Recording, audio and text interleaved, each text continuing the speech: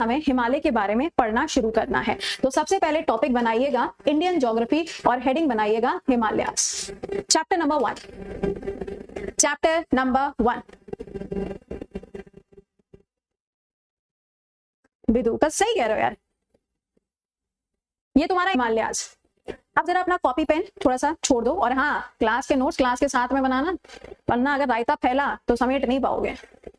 और दूसरी बात, पीडीएफ से कंटेंट थोड़ा कम लिखिएगा, जितना हम लिखें उतना कोशिश करिएगा कि कॉपी के अंदर क्लास के साथ ही साथ में लिखते हुए चलें। जो नए बच्चे हैं उनको ये चीज बता रहे हैं, पुराने बच्चे जो उनको तो मालूम ही है ना। कुछ बच्चे ऐसे हैं जो इस वाले बैच के अंदर भी दोबारा से एनरोल किए हुए हैं, वो एक बार पढ़ चुके हैं। ठीक है, चलिए अब कॉपी पेन को थोड़ा छोड़ दीजिएगा, कहानी को हम लोग बिल्कुल शुरू से पढ़ना शुरू करते हैं।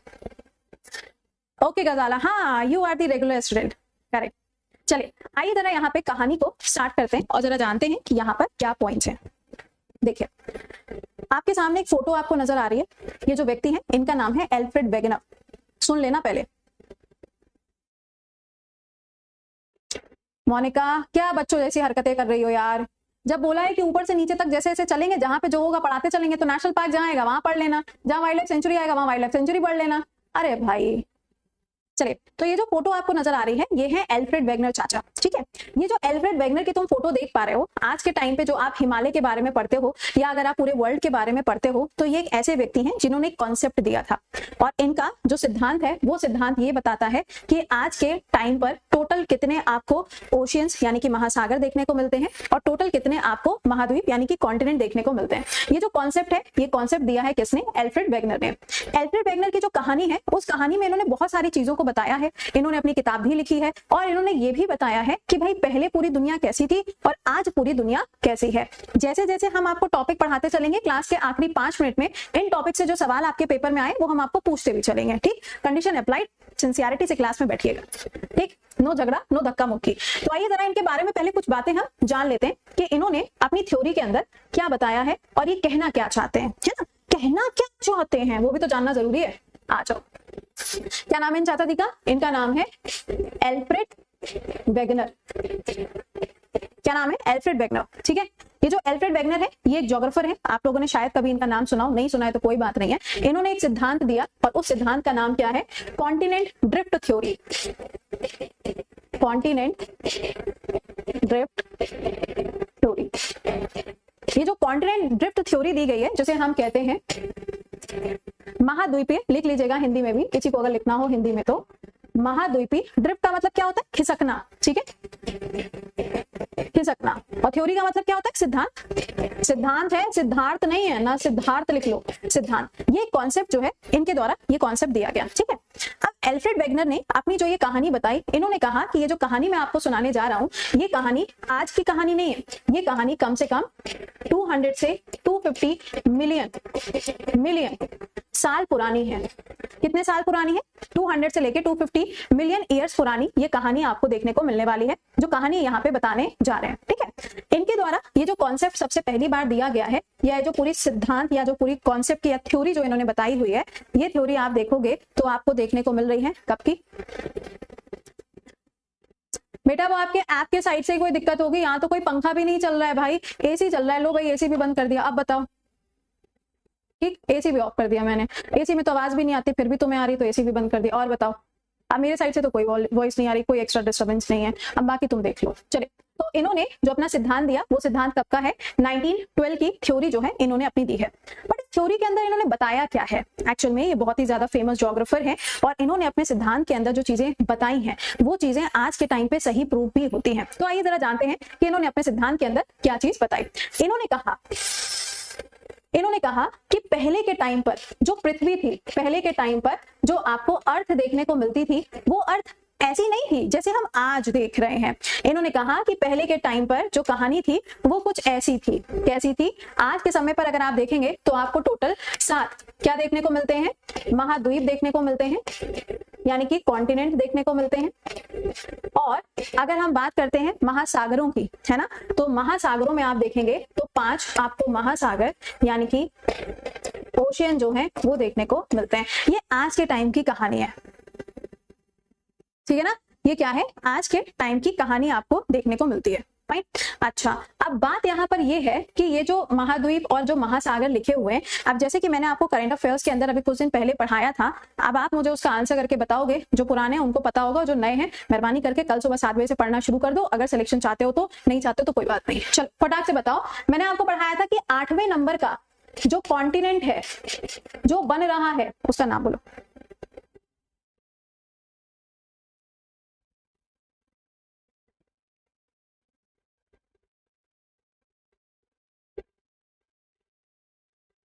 बताएं।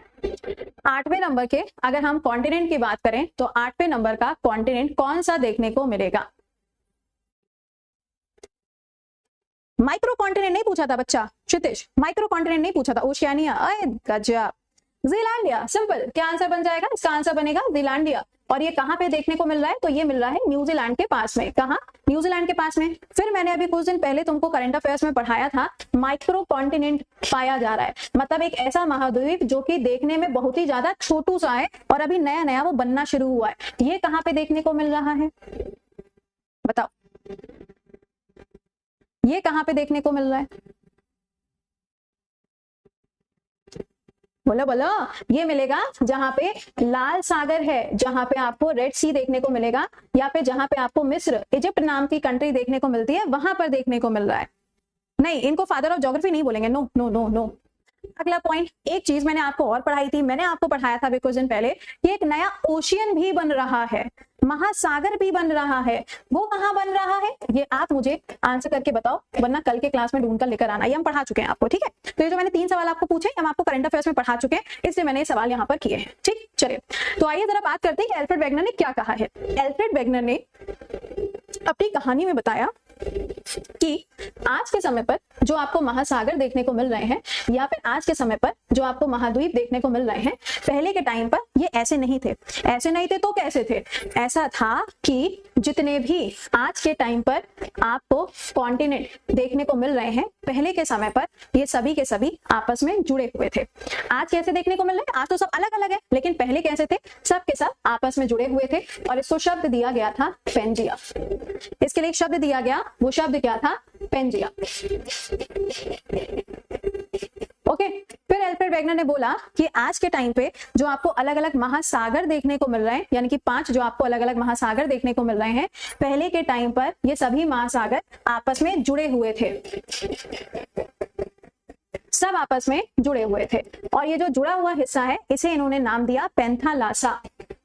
पेंथालासा क्या नाम हो गया इसका? इसका नाम हो गया पेंथालासा। हिंदी में भी लिख देते हैं। ठीक, तो एल्फ्रेड वेगनर ने बोला कि भाई जो आज हम ये देख रहे हैं ना, पहले ये ऐसा नहीं था। पहले का मेरा मतलब क्या है? 200 या 250 मिलियन ईयर अगो की बात हो रही है। तो पहले के टाइम पे हमें कुछ ऐसा देखने को मिल रहा था। ये सब क्या थे? ये सब थे कॉन्टिनेंट, और ये सब क्या थे? ये सब थे ओशियन। ठीक है, कुछ ऐसा देखने को मिलता था। चलो ठीक है, तो फिर एल्फ्रेड वेगनर से पूछा गया, ये बताइए ज्योग्राफर साहब कि आज के टाइम पे जो आप ये कह रहे हो कि पेंजिया था, पेंथालासा था, तो फिर ये बताओ कि धीरे धीरे करके ये अलग अलग कॉन्टिनेंट और अलग अलग ओशियन बन कैसे गए? मतलब कोई तो कारण होगा ना कि जिसकी वजह से आज आपको 7 महाद्वीप और 5 महासागर देखने को मिल रहे हैं। कुछ तो कारण रहा होगा।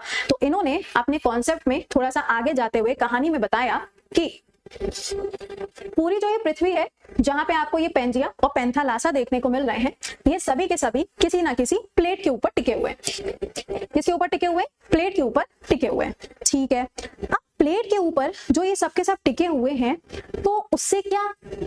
अब देखो यार, कोई अगर अपना कॉन्सेप्ट दे रहा होता है तो उससे 4-5 सवाल तो इंसान करता ही करता है ना कि आपने किस बेसिस पे ये बात बोली। तो इन्होंने बोला कि जितने भी कॉन्टिनेंट हैं, ये सारे के सारे किसी ना किसी प्लेट के ऊपर टिके हुए हैं। तो इनसे पूछा गया कि ये बात आप कैसे कह सकते हो, और अगर प्लेट के ऊपर टिके हुए हैं तो फिर ये अलग अलग कैसे हो गए? कैसे आप कह सकते हो कि सबके सब आपस में जुड़े हैं, साथ में जुड़े हुए हैं? तो इन्होंने कहा कि देखो मैं तुम्हें बताता हूँ कि कैसे है। कहा गया हाँ हाँ बताइए बताइए।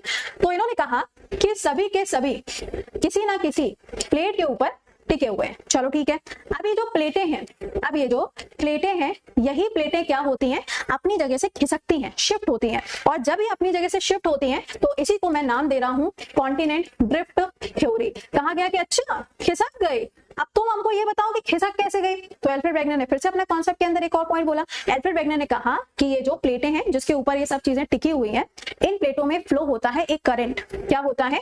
एक करंट फ्लो होता है या फिर एक धारा चलती है, जिसे हम क्या कहते हैं? जिसे हम कहते हैं कन्वेक्शनल करंट। क्या कहते हैं? कन्वेक्शनल करंट कहते हैं। और कन्वेक्शनल करंट फ्लो होने की वजह से क्या हो गया? फ्लो होने की वजह से ये सारी की सारी प्लेटें एक दूसरे से अलग अलग होते होते टूट के चली गई। सिंपल सा कॉन्सेप्ट है, इसको ऐसे समझो।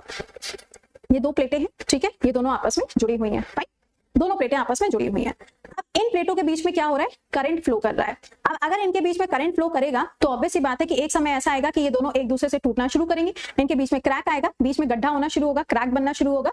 तो यहाँ पे एल्फ्रेड वेगनर ने बोला कि ये जो प्लेट्स हैं इनमें कन्वेक्शनल करंट फ्लो किया, कन्वेक्शनल करंट फ्लो होने की वजह से ये जो प्लेटें हैं ये प्लेटें बीच से टूटना शुरू हो गई, क्रैक बनना शुरू हो गया। अब क्रैक बनना शुरू हो गया तो यहाँ पे जो पानी था, आज ब्लू है पानी, पानी है ना, यहाँ पे जो पानी था, अब ऑब्वियस सी बात है कि पानी को ये थोड़ी ना पता है कि मुझे कहाँ जाना है कहाँ नहीं जाना है। तो जब इन प्लेट्स के बीच में क्रैक बनना शुरू हो गया तो यही पानी इन क्रैक में भरना शुरू हो गया, इन गड्ढों में बीच बीच में पानी जो है वो जाना शुरू हो गया। अब इन गड्ढों में जब पानी जाने लगा तो एल्फ्रेड वेगनर ने कहा कि ये जो पानी जा रहा है इस पानी का नाम है कैथेसी। अभी रुक जाओ प्रदीप, हैव सम पेशेंस। जब टॉपिक खत्म हो जाएगा ना तब सवाल पूछना, ठीक है? तुम इंडिया चले गए, अभी तो यहाँ प्लेटों पे ही टिके हुए, अभी तो इंडिया बना ही नहीं ना, रुक जाओ। ओके, तो इन्होंने यहाँ पर क्या बताया? इन्होंने कहा कि जब ये प्लेटें एक दूसरे से खिसकना शुरू हो गई, यानी कि जब इनके बीच में ड्रिफ्ट होना स्टार्ट हो गया, अलग अलग होना स्टार्ट हो गई, तो इनके बीच में कन्वेक्शनल करंट फ्लो कर रहा था, जिसकी वजह से क्या हुआ? ये प्लेटें थोड़ा थोड़ा सा टूटना शुरू हो गई। और जब टूटी तो इनके बीच में क्या हो गया? ये पानी भरना शुरू हो गया और इसी पानी को हमने क्या नाम दिया? कैथिस सागर। यहाँ तक समझ में आ गया हो तो एक बार थम अप करके बताओ। अरे रुक जा, क्यूरियोसिटी, नासा के रोवर पे गए हो क्या? क्यूरियोसिटी भैया, करंट पढ़ना शुरू कर दियो कल से ना, तुम सैटरडे को बोलो कि मैम हमसे क्वेश्चन नहीं बन रहा है। हाँ जी,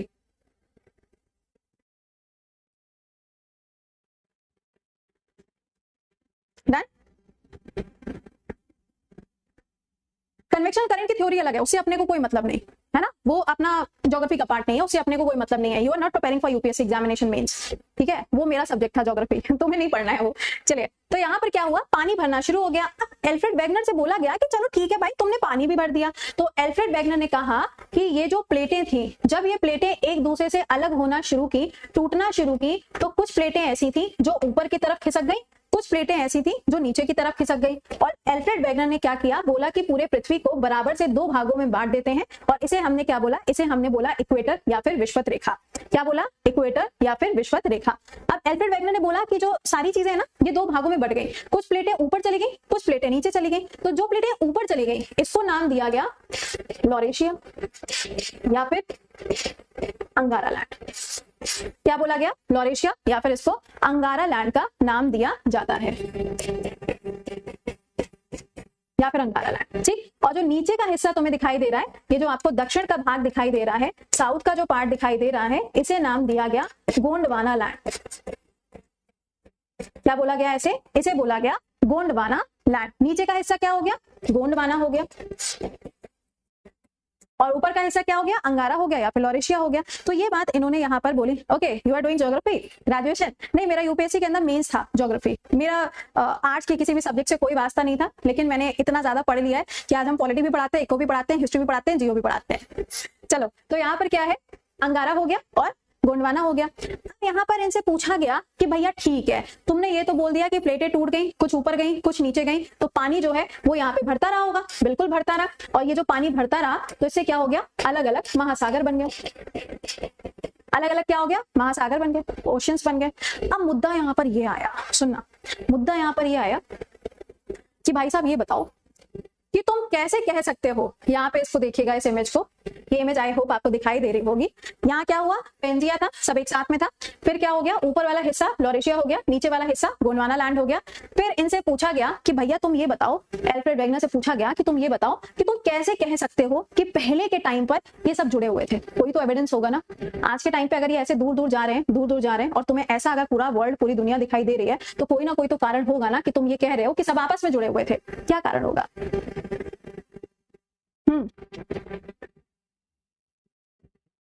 पूजा यार मेरे साइड से कोई साउंड नहीं आ रहा भाई, तुम लोग के चक्कर में एसी भी ऑफ कर दिया मैंने।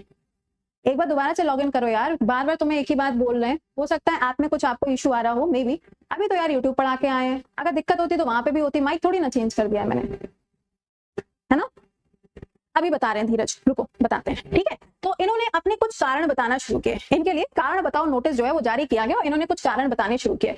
इन्होंने कहा कि आज के समय पर, ध्यान से देखिएगा, आज के समय पर अगर देखा जाए तो जो चीजें यहाँ पाई जाती हैं वो सेम चीजें यहाँ पे पाई जाती हैं। चीजें मतलब जैसे कि चट्टाने हो गई, रॉक्स हो गए, कोई एनिमल हो गया, कोई जानवर हो गया, कोई पेड़ पौधे हो गए, फ्लोरा हो गया, जो भी चीजें आपको यहाँ पर देखने को मिल रही हैं वो सेम चीजें आपको यहाँ पर देखने को मिल रही हैं। जो चीजें तुम्हें यहाँ देखने को मिल रही हैं वो सेम चीजें तुम्हें यहाँ देखने को मिल रही हैं। जो चीजें यहाँ देखने को मिल रही हैं वही सेम चीजें तुम्हें यहाँ भी देखने को मिल रही हैं। तो एल्फ्रेड वेगनर ने जब अपना ये पूरा कॉन्सेप्ट बताया तो इस कॉन्सेप्ट, अभी लिखने का समय देंगे बेटा, रुक जाओ, अभी लिखने का पूरा टाइम देंगे, स्लाइड्स को पीछे लेके जाएंगे, 5 मिनट का टाइम देंगे, लिख लीजिएगा, ठीक है। सुन तो लो पहले, देखो समझना जरूरी है, यहाँ लिख गया तो कॉपी में आ जाएगा, कोई दिक्कत नहीं है, ओके। तो अब यहाँ पे क्या हुआ, यहाँ पे इन्होंने जब ये रीजन दिया तो बाकी जोग्राफर्स ने कहा चलो ठीक है भैया, बात तो सही कह रहे हैं। तो यहाँ पर इन्होंने इस चीज को भी प्रूव कर दिया कि पहले के टाइम पे ये सबके सब आपस में जुड़े हुए थे। फिर इनसे एक सवाल पूछा गया कि भाई ये बताओ, अगर तुम्हारे सारे कॉन्टिनेंट बन गए, north America, south America, Africa, Europe, Asia, Oceania, Antarctica, यहाँ ऊपर मिलेगा आर्कटिक, अगर ये सब अलग अलग बन गए, है ना, तो ये बताओ ये आइलैंड्स कहाँ से आए? आइलैंड्स कहां से आए? तो आइलैंड्स के लिए जो रीजन इन्होंने दिया वो कारण इन्होंने ये बताया कि जब प्लेटें एक दूसरे से टूट रही थी तो उस समय पर वो हिस्सा जो टूटा तो बट वो किसी के साथ में जुड़ नहीं पाया, उसको इन्होंने आइलैंड्स का नाम दे दिया। ऑलराइट, तो इन्होंने ये भी बता दिया कॉन्टिनेंट कैसे बने, इन्होंने ये भी बता दिया कि ओशन कैसे बने, इन्होंने ये भी बता दिया कि मैंने क्यों ऐसा बोला, और इन्होंने ये भी बता दिया कि आइलैंड्स कैसे बने। तो ये पूरा का पूरा कॉन्सेप्ट जो है ये एल्फ्रेड वेगनर के द्वारा बताया गया, जिसमें आपने अंगारा, लॉरेशियस, आपका पेंजिया और इन सब चीजों के बारे में आपको सुनने को मिला, ठीक है। तो इन्होंने अपनी पूरी कहानी जो है वो पूरी कहानी इन्होंने इस तरीके से कुछ बताई जिसमें आपने देखा इन सबका प्रॉपर डिवीजन देखने को मिला। तो एल्फ्रेड वेगनर की ये जो कहानी है, इसी कहानी से आप देखोगे तो आगे आपको हिमालय की उत्पत्ति देखने को मिलेगी, ठीक है। तो अब जिन बच्चों को लिखना है पहले तो वो यहाँ से इस चीज को बना ले, और अगर किसी को पीडीएफ से लिखना है तो वो पीडीएफ से अपना लिख ले। 2 मिनट का समय है, फटाफट से लिखते हुए चलो, फिर मैं जितना पढ़ाया उसके ऊपर सवाल पूछे। जहां तक बताया है क्या किसी का